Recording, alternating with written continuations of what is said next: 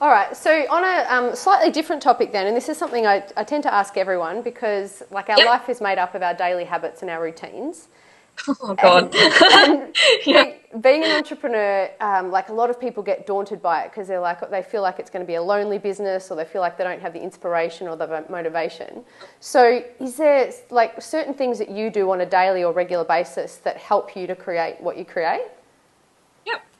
Um, a couple of things. So one, which I mentioned before, is I count my blessings. Now that sounds so vague and it sounds so airy-fairy, but it's so powerful. So I actually count blessings. And so for me, that keeps a common thread of I'm building an amazing life. I've had amazing opportunities, and anytime I need inspiration, I can go back and look at it. So there's that plays different roles in my life. But Do you write them down or do you just say them? yeah, I have a Word document. So it literally says, number one, thank you for this. Number two, thank you for that. And sometimes and I guess who am I thanking? I think I'm thanking life / the universe / God, if you will. Yeah. So that's what's in my mind. It's just, what am I really grateful for? And then if I've done a massive amount of hard work, I thank myself as well. Thank you to me for, completing that product, or, thank you for this, or thank you for that opportunity to be interviewed. And there's just all kinds of things. So counting blessings is big.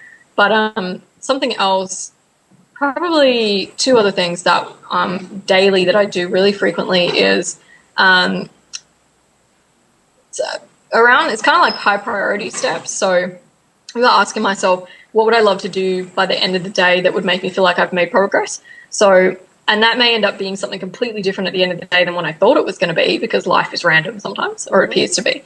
But I tend to go, like, I have it right in front of me. So here's what I'm doing today.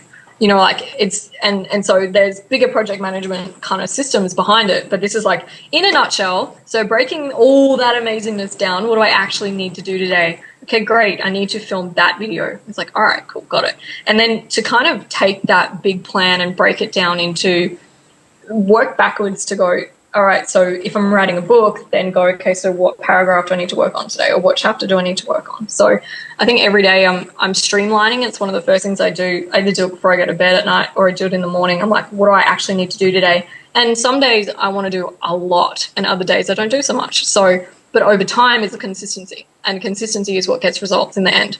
And it also proves to people in the marketplace that you're actually in it for the long run, and they respect that. Do you write every day? Nope. No. I don't actually. I write something every day, whether it's an email or my earpiece is kind of annoying me. Whether it's an email or an article, I'm doing something, but it depends on what's high priority. So I probably did 6 weeks or so after finishing The Unlikely Entrepreneur that I didn't write like any bulk of text, and that's cool because I just finished an 80,000 word book.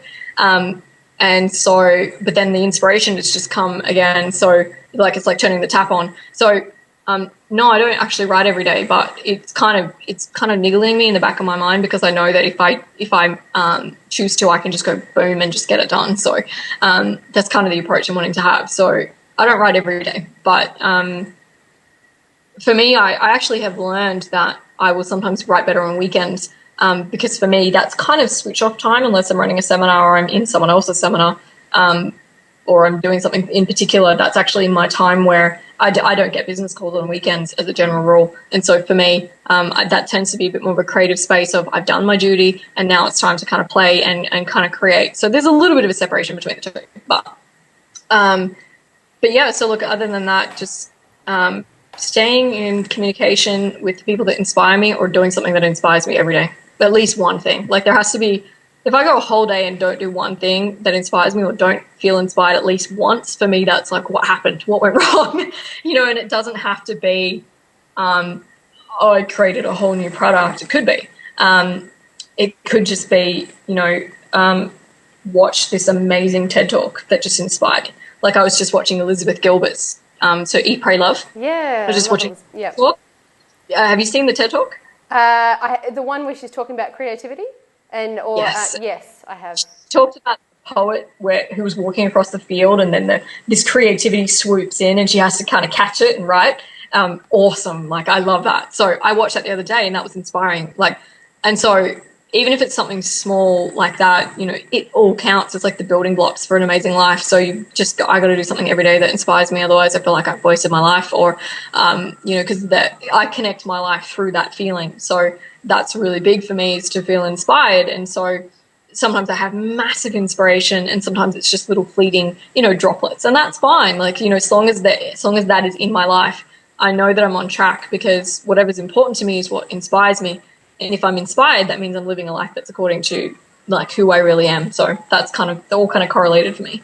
Love it. So it's counting your blessings. It's really having the priority tasks outlined at the start of each day or the night before, and it's doing at least one thing that inspires you every day. Absolutely. Yep.